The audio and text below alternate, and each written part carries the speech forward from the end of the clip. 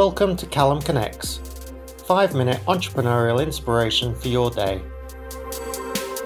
Today on CallumConnects, we're joined by Bunny Young. Bunny is a stuntwoman turned serial entrepreneur. Bunny is no stranger to risk and taking big leaps, literally. A hurdle I have faced as an entrepreneur is the mindset of being constantly available.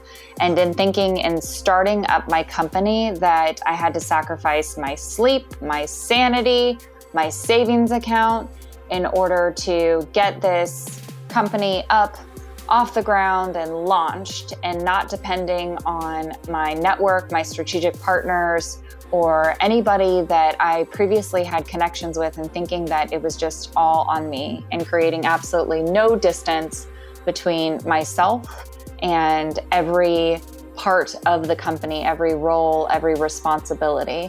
And also believing that the company was too small or too young to invest in being able to hire people. I talked myself into the fact that the company couldn't afford it. So waking up in the morning and immediately checking my email and starting to be the firefighter and putting out all of these fires within my company, I ended up making myself the bottleneck for a lot of the flow and momentum that the company ultimately gained.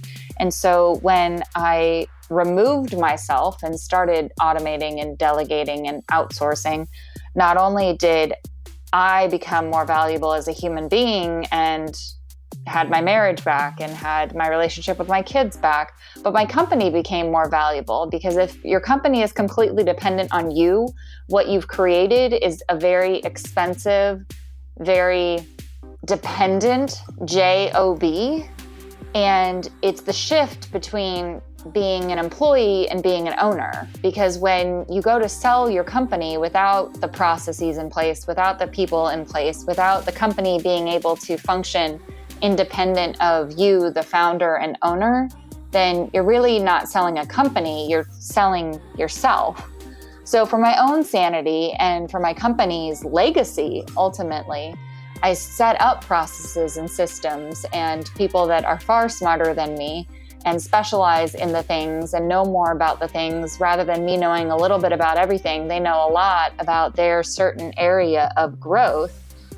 So the more distance that I created between me and my company, the more I could return to that visionary role that ultimately gave me the idea and inspired me to start the company and give it that life and ideas and vision, rather than being stuck in the day-to-day operations, or at least telling myself that I had to be stuck in the day-to-day operations because I was the founder. And so if I wasn't there doing all of the things, then, what kind of example was I setting? And so my business coach ultimately put it this way to me, and this is how I share to entrepreneurs that I mentor and clients that I coach, is: would you rather be the Ruth Chris Steakhouse that's open 4 or 5 hours a day, a couple days a week, versus the 7-Eleven that's open 24/7, 365?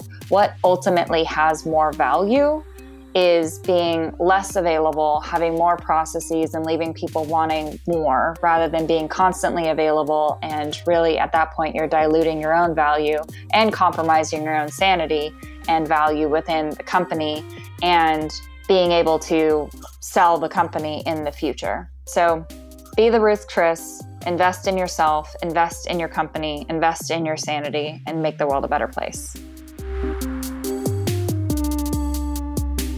I help small businesses use the public markets to grow. In 2 years, we've gone from 0 to 100 million in revenue and $10 million in profit. If you would like to know how we did it and how you can get involved, sign up at callumlang.com.